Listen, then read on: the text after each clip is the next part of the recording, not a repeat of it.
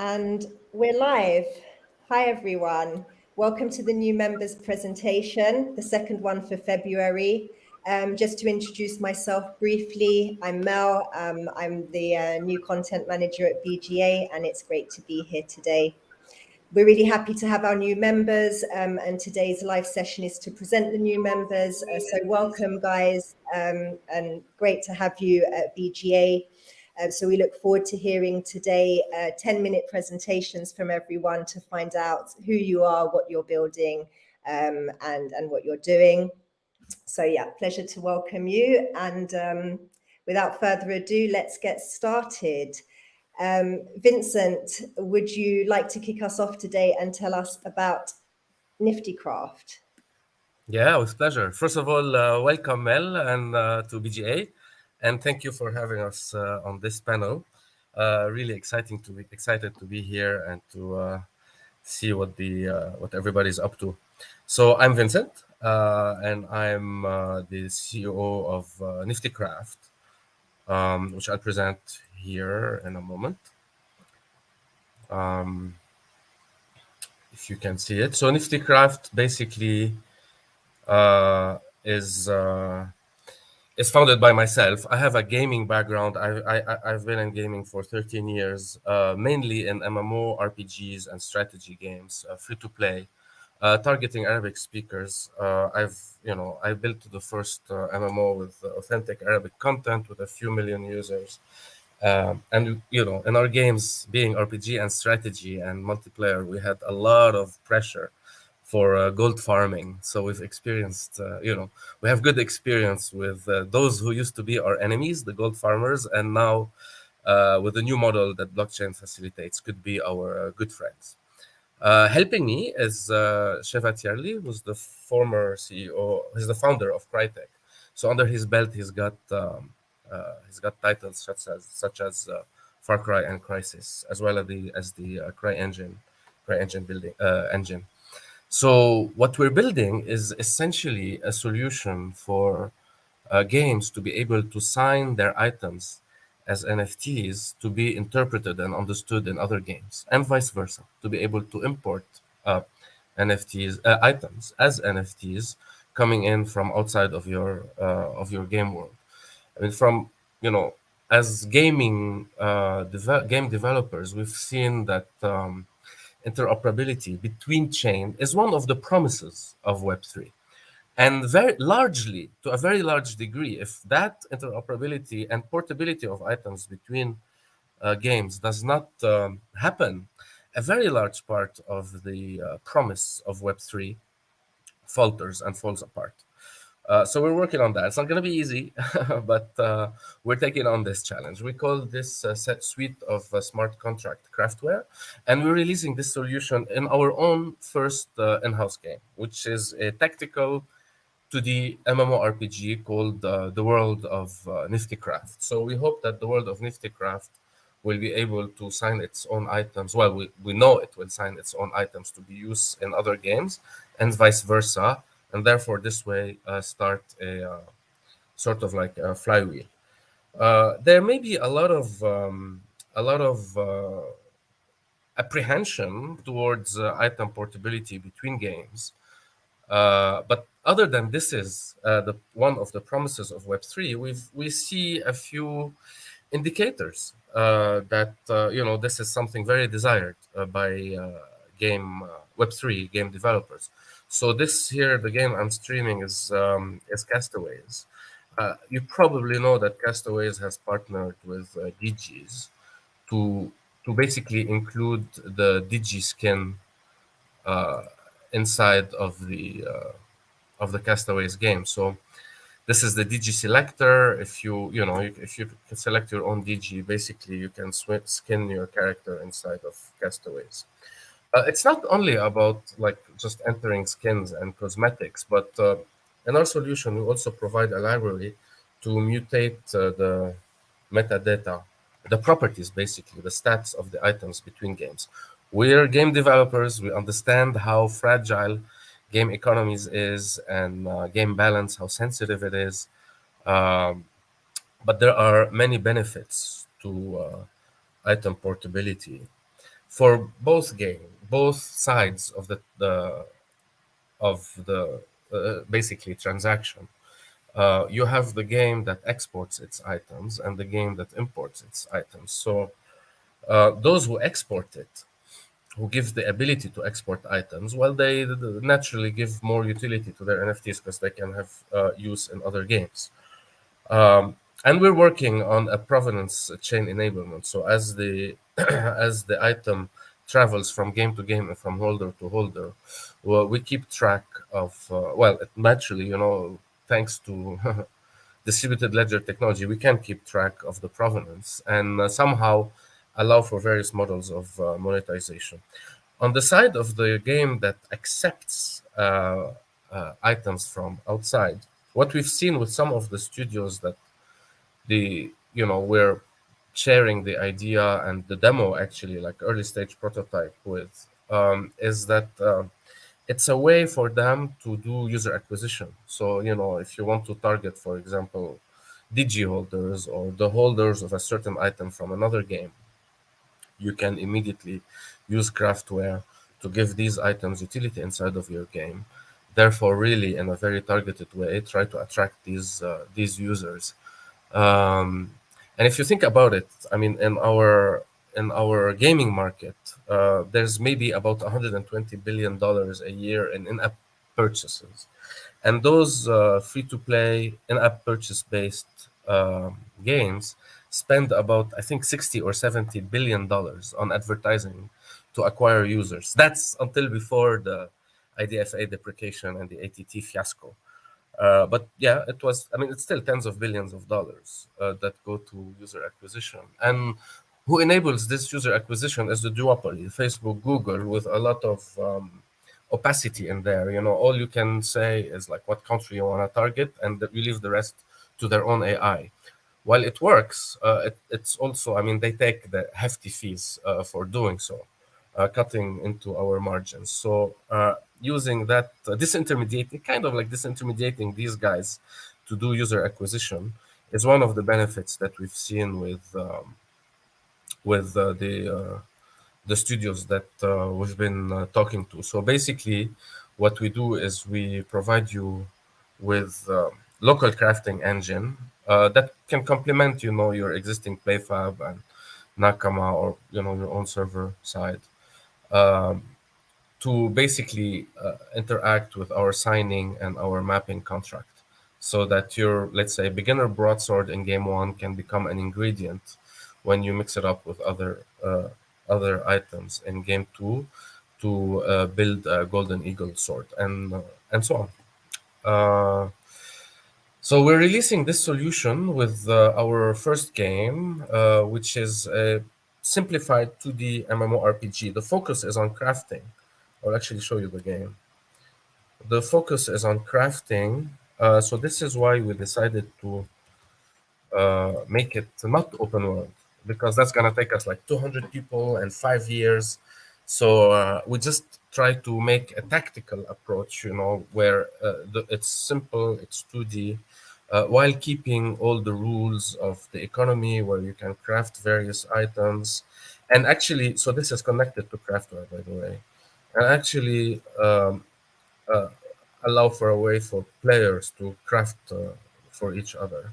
You can go to the world map in a 2D manner and travel around the zones, and you have your normal MMO kind of inventory. So this game should be in a good early status, early access status around June, where we have a strong, loop that gives you a few hours of gameplay, and then we add the end game with multiplayer. A few interesting features or systems of the game is that basically it's focused a lot on the multiplayer and ZVZ, and basically a zero-sum PvP approach, because we want deflationary power. So when there's a full loot system in some hostile zones and we trash equipment, it puts on deflationary pressure on the NFTs when the equipment is NFT. And at the same time, we don't produce any gold unless a player has actually worked and put in time for producing it. There's no idle production of any sort. So it's a fully player-driven economy. If you want to think of like parallels between the game and some existing references, so you can think of the circular economy of Albion Online, but obviously without the open world.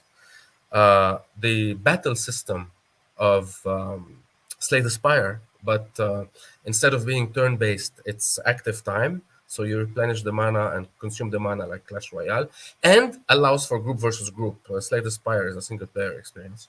And the exploration of the open world is hex-based, similar to For the King. I can show you I can show you a small piece of the battle with some reactions of our early testers here. If this can play, yeah. I don't know if you hear the audio. So this is the battle system. We had to obviously this is work in progress.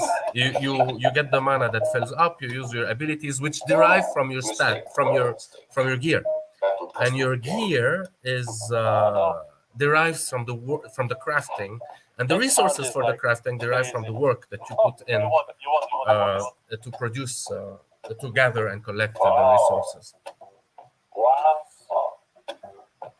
Through shields, I'm like shield master. It's good game.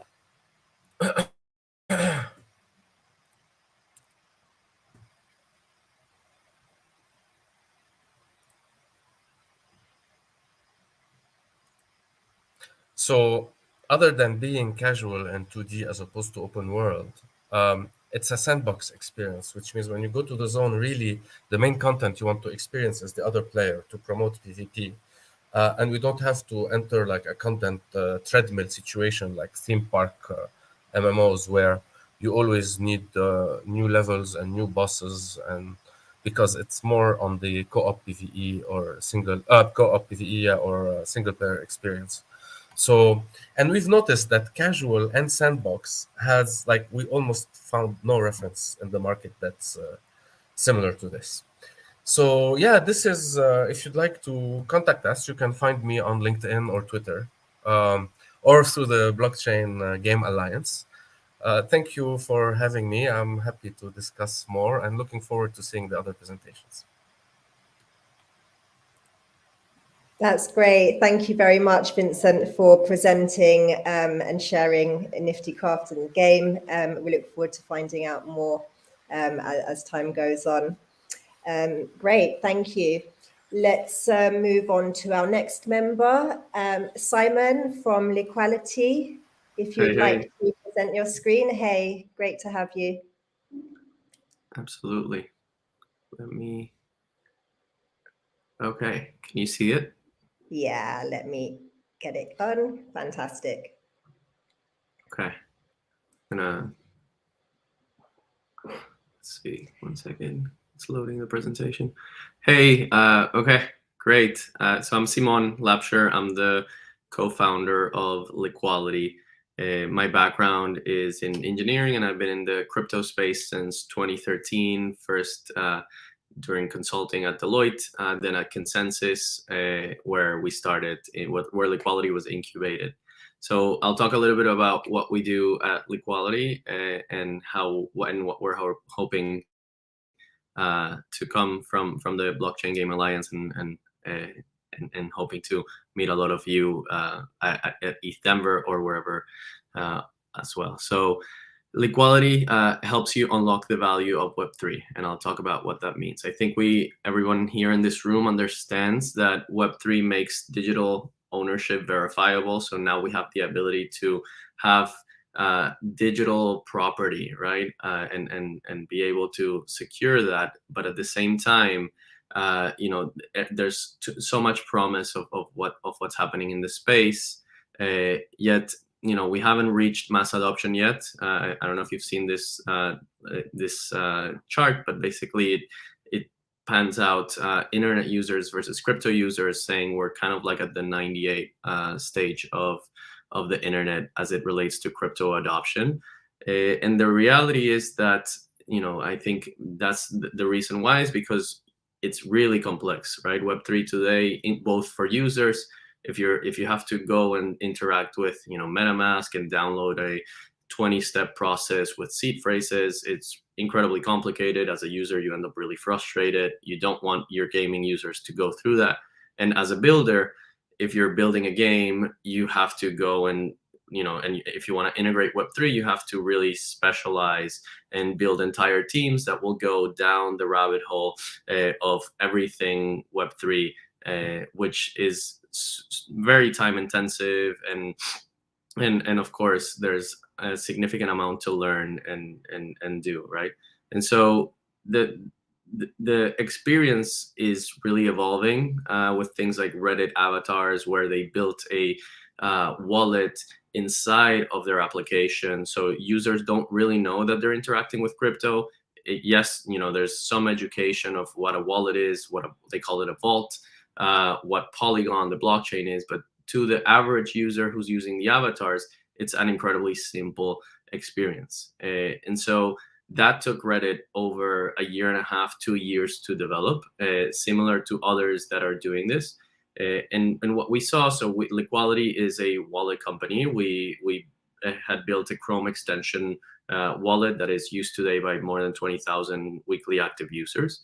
And what we saw is that the next experiences of Web3, the ones that are going to bring in mass adoption, are not going to come through separated experiences, but are going to come through basically in-app, in-game Web3 experiences. So that's what Liquality is. Basically, we're the Lego infrastructure to help you onboard the next billion users or gamers into Web3.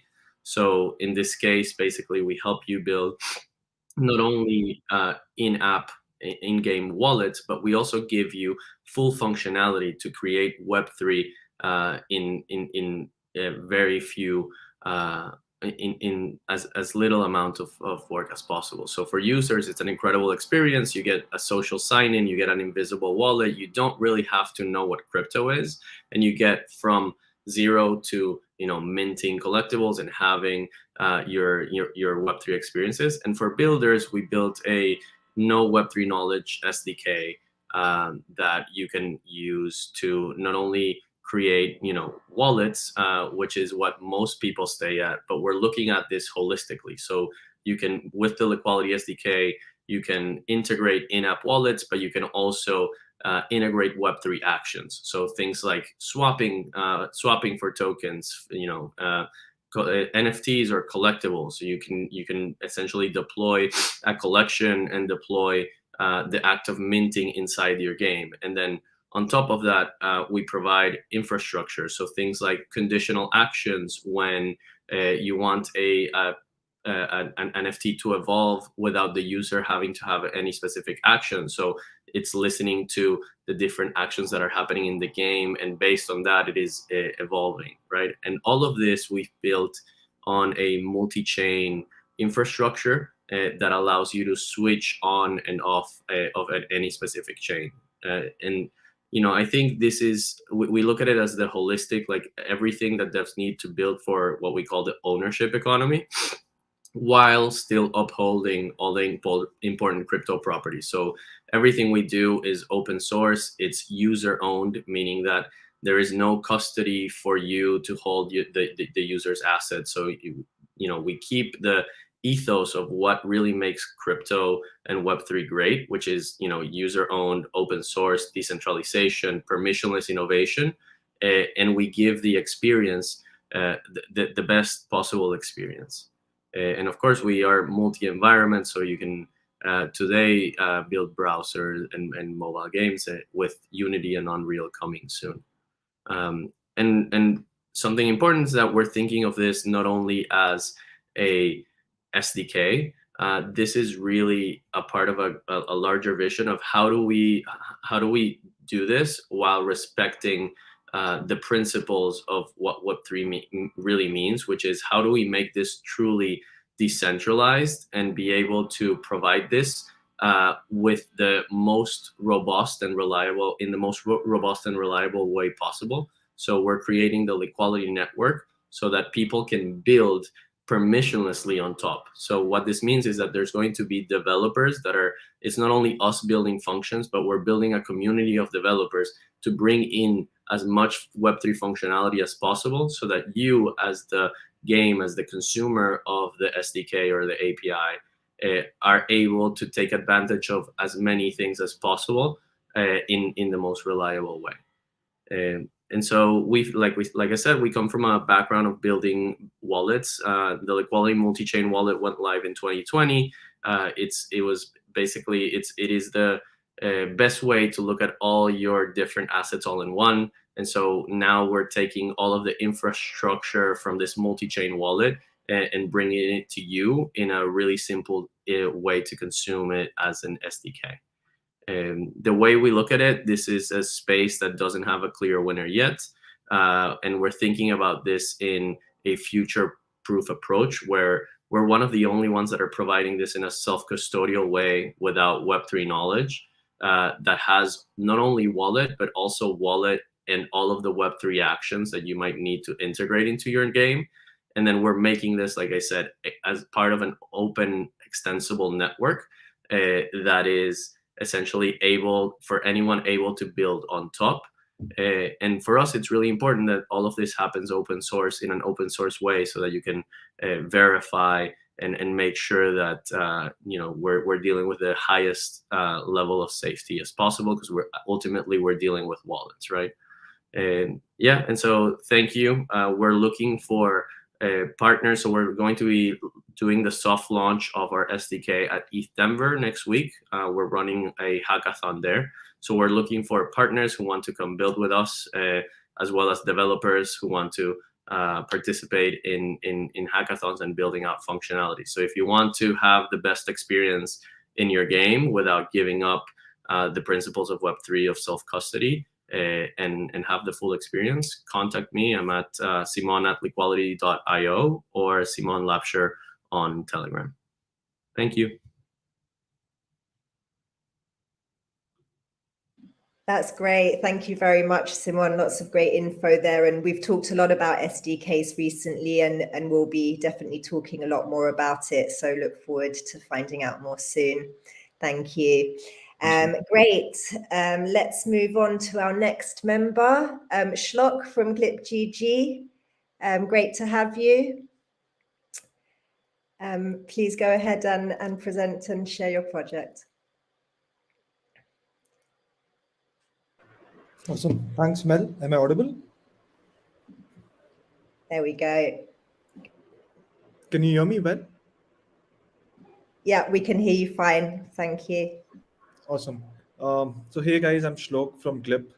I'm currently leading ecosystem partnerships for Glip. In terms of my personal background, I've been in the crypto gaming space for around 2 years now. And what we're building at Glip is essentially a Web3 game discovery platform. So what we've observed by working with various games over the past year is that Web3 games really struggle with discovery. Now, these problems are very well established in this space, that firstly, Web3 games attract speculators and not real gamers. Speculators come for the financial incentives that are a part of Web3 games. When the incentives go away, players go away as well. Secondly, Web2 platforms like Google and Facebook, the bread and butter of Web2 games in terms of scaling up, they're not very friendly to crypto advertisements.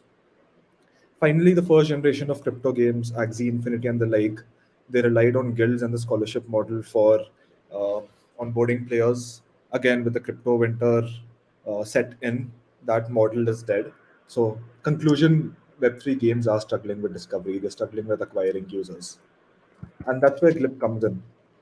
Just to give you a brief background on Glip itself, we started off 3 years ago with the intention of creating a TikTok for gamers. Absolutely no Web3, just a normal Web2 product for gamers at mass. Now, the problem was that the screen recorder, which is an essential tool to create a TikTok for gamers, that came with most Android phones, weren't great. They consumed a lot of resources, both battery, memory, CPU, and didn't really work on lower end smartphones. So we had to build our own recorder from scratch.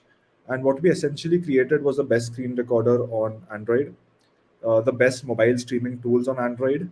Now, the TikTok for gaming bit didn't work very well, but the screen recorder catched on. And we got a ton of traction from gamers all over the world. So we currently sit at 8 million downloads. We have 2 million monthly active users, 200,000 daily active users. Now, the user base consists of gamers because we're a gaming creator tool. These are gamers who play games like PUBG, Free Fire, Mobile Legends. They are from India, Southeast Asia, Brazil. 6 months ago, within the app itself, we integrated a single sign-in wallet. So every new user that signed up beyond a certain point, we created a wallet for them. So because of this, we have 1 million gamers on chain with wallets ready. And now we're working with some of the top Web3 games as well as legacy Web2 publishers moving to Web3 to help them with distribution, to help them identify and target gamers who have wallets or gamers who are crypto native. For gamers, it's a chance to discover new games. It's a chance to uh, try out different types of campaigns in games they may or may not be familiar with, and maybe in the process earn some rewards or earn some incentives. What do these campaigns look like? Firstly, we can set up a leaderboard campaign. Within the Glip app itself, we players can see how they rank against other players for any in-game metric. Right. For example, if you have an FPS shooter, we can set up a leaderboard for headshots, and Glip players can see how many headshots they have compared to their friends, compared to other Glip users. Games can then decide what the price pool is. They can decide what the price distribution is. And once the campaign ends, we make automatic payouts in crypto wallets.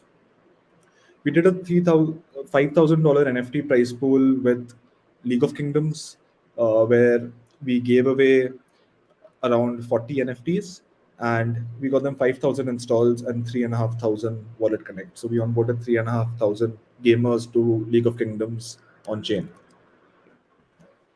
We then have milestone based quests.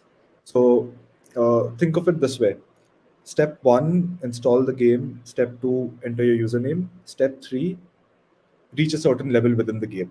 Now, that level could be level 10, it could be finishing 10 matches, it could be 100 headshots, right? Completely depends on the game.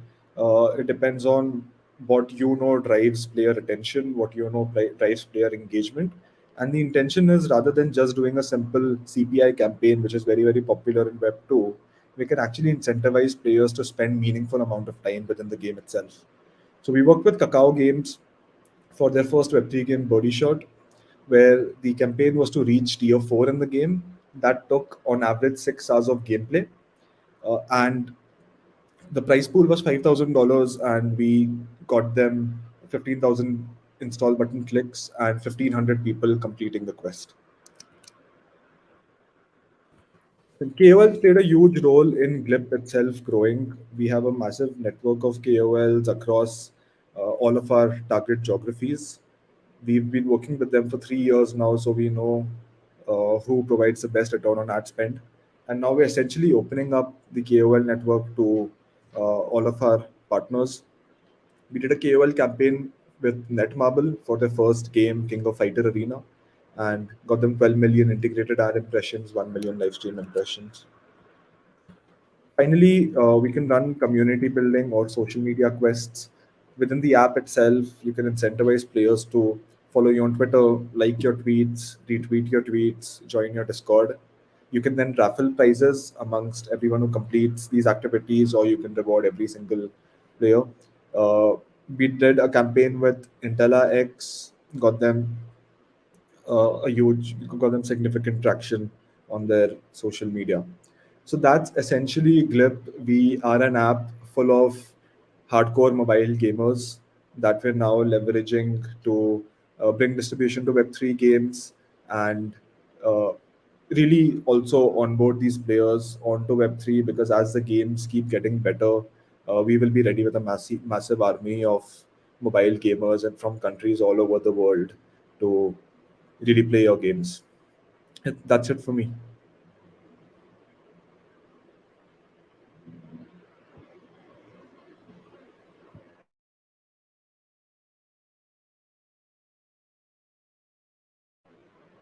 I think you're on mute, Mel. Sorry, thank you. Thank you for presenting. Great tool for gamers, so thank you very much. And okay, great. Let's move on to Max from Brightnode. All right. And I think you're already here, so here we go. Awesome. Fantastic. Thank you guys. Pleasure to be here. So yeah, absolutely. So we are Brightnode. We are a tokenomics consultancy firm with a strong focus on gaming. So the last companies we advised were pretty much gaming companies. So we're from Switzerland. I'm from Germany, and we have I think we have 12 nationalities now, and we are remotely across the globe. You will see more of that later, but basically we do a lot of strategy consulting, ecosystem mapping, thinking about what actually makes sense, why a token makes sense, is there any value to a token, and that whole package is in a more holistic view, because our founders have a very strong and long background in financial services and marketing and so on. So they bring in that traditional business sense as well, which is something that's super important in Web3, I think, and we often forget that we actually have to build sustainable businesses, right?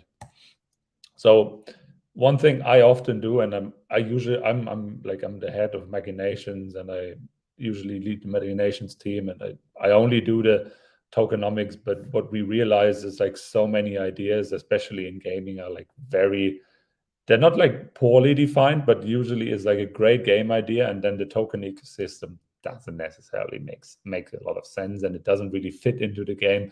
And that's where a lot of the early stage consulting is around, who's in our ecosystem? Does it make sense to introduce a token? How many tokens? What kind of token systems? And then obviously designing the tokenomics to the business, to the game design, and so on. And obviously marketing and business development, partnerships as well, something that's often forgotten. Is people, especially in the bear market, they're not going to jump on a ill-defined game that is a Axie Infinity copy with 20% change, and it's played in the Greek world or whatever. Nobody cares about this stuff anymore. So that's why we look at all of these elements. I mean, we had some crazy clients, 50 million seed round from the US. Many projects from I mean, I'm currently in a fashion, an art project, and a gaming project involved. So it's really I think these areas are merging and overlapping a lot. And obviously we work with all kinds of countries. We have a team in Asia, people in Indonesia, in India, and I think that makes it also great, because in Web3 the ethos is across the globe and across borders, and I think that we fit in there really well.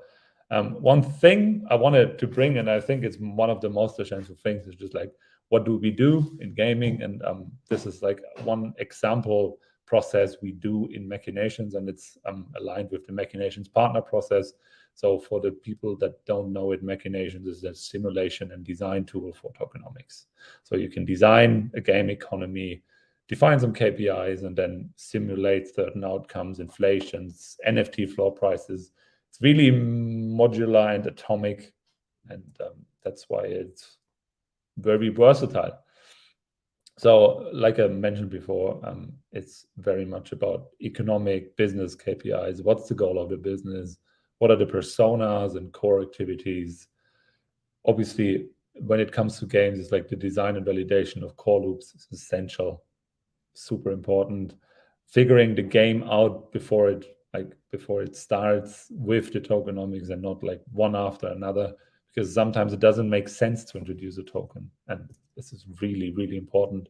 That's why we also look at single user mechanics before, hand, see how they work with a token, and then we add like the stakeholder logic, because like in obviously Web3 you can be an investor and content creator, a pure speculator, and that makes it really difficult and really complex to plan for all these scenarios.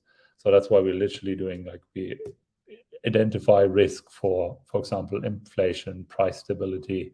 I mean, the guys of you who like into strategy games is like, for example, if you do a real estate metaverse real estate land sale, that always ends up in some form of land crisis, or speculators are taking over.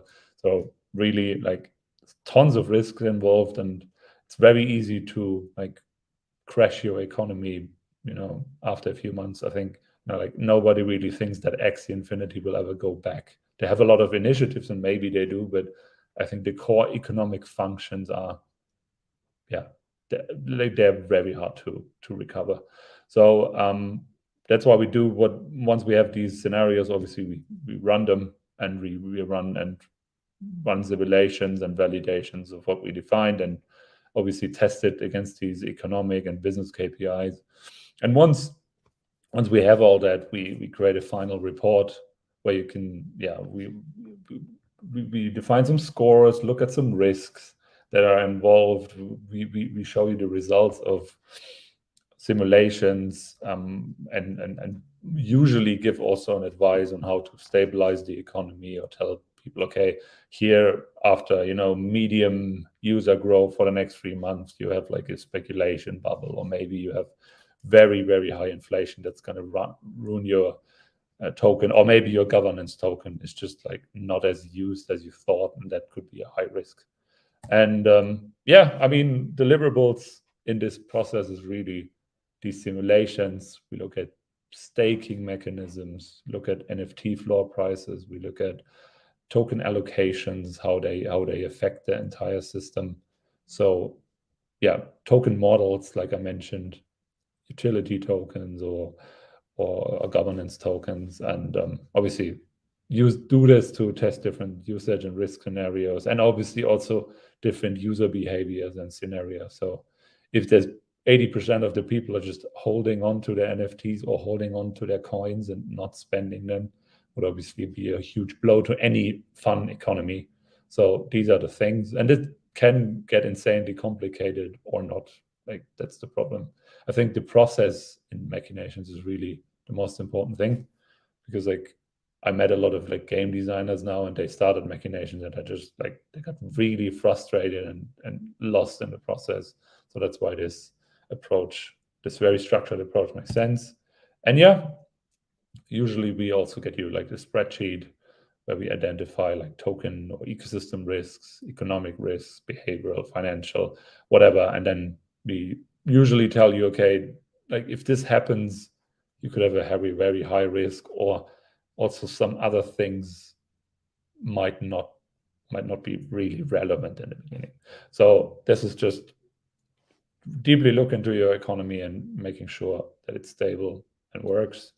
And at the end, you will get a core economy audit where the business objectives, KPIs, you know, anything that's important, could be inflation, liquidity, stability, and so on, in a nice structured report. And then you can take this, for example, to investors, or you could take this to your community that also probably invests in your tokens. And it's a very good marketing document as well, because GameFi sadly has I would say a strong, I don't know, a very, you know, like we don't have the best, the best, how do you say, like the best brand at the moment from all Web3 projects, I would say. And lots of people shilling scams and stuff. So that's also pretty good. And the tokenomics design is a pretty clear addition to this. Is like it goes along, and it's basically an addition to what you want to do in the long term. There could be governance involved. There could be composability of in interoperability with DeFi protocols could be interesting. So there's tons of things where you can think of, okay, we design your tokenomics and how they fit into your business model and your other token ecosystems and participants and partners maybe. And really that's the core thing of what Bright now does, is like we figure out a token system, single token, additional tokens. There's NFTs, soul bounds, reputation, dynamic NFTs. In lots of projects, we have like a full cryptographic toolbox now, and it gets really complicated and complex. And figuring out the right tool at the right time is really important, and essentially, and it also can hurt your economy, like a badly placed governance mechanism can, like we know with Tribe DAO or other, one token, one vote models, that can really hurt a project in the long term. And so, things like this and monetary policy, and also where you can sell your token, or how do you launch it to the public. I think these are essential tools we can help you with. And this is just an overview. It's alone in this, like there's Switzerland, 2 Italians, a Greek guy, United States, India, Persian guy that lives in Italy. So we're like, we definitely lack females. So if you find good tokenomics experts that are females, would be great. But I think on the global diversity, we're doing pretty well. And some cool clients is like, I think Undeads or the Wildcard Alliances. If you know that, it's a 46 million investment from Paradigm. Is a really cool GameFi, and then some traditional like Banca Generali as well. And that's it. Thanks a lot. That's great. Thank you very much, Max. And I know that tokenomics is one of the topics that we'll be highlighting in March. So it'd be great to hear more from you, maybe in one of the panels. Thank you. Okay, let's move on to last but definitely not least, our final member for today, David from Tribally. And I think your presentation is live. Hi, David. Hi, Mel. Thank you. Thank you very much. Well, firstly, thank you very much for having me here today. We're super excited to be joining the BGA. And thank you very much to everyone else who's just presented. It was really interesting to hear about all of your companies as well. So my name is David de Wilde, also known as Best Axes in the Web3 world. I am the CEO of Tribally and co-founder. My background is in software engineering and fintech. Started the company. I actually got my LinkedIn reminder that, LinkedIn 1 year anniversary for the company today. So I think it was around kind of this time last year. So without further delay, I want to talk to you a little bit today about what we're doing at Tribally. So the opportunity that we're trying to jump on sort of requires us to go back and look across the last sort of 25 to 30 years of gaming.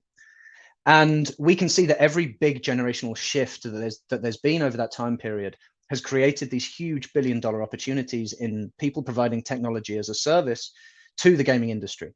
We had the PS1 and 2 era where rendering engines was kind of the big thing. People trying to work out how to service graphics to these next-gen consoles.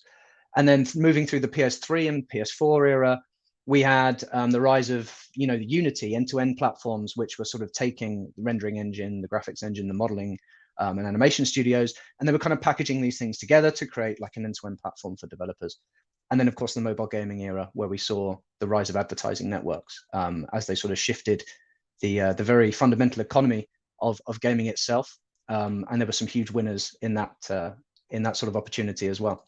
So as we sort of move forward and look now at what the next paradigm shift is going to be within gaming, we believe that it's going to be around community. That's going to be the big opportunity in the provision of technology and services to the gaming industry as we move forward. And Web3 sort of really, I think, amplifies that idea.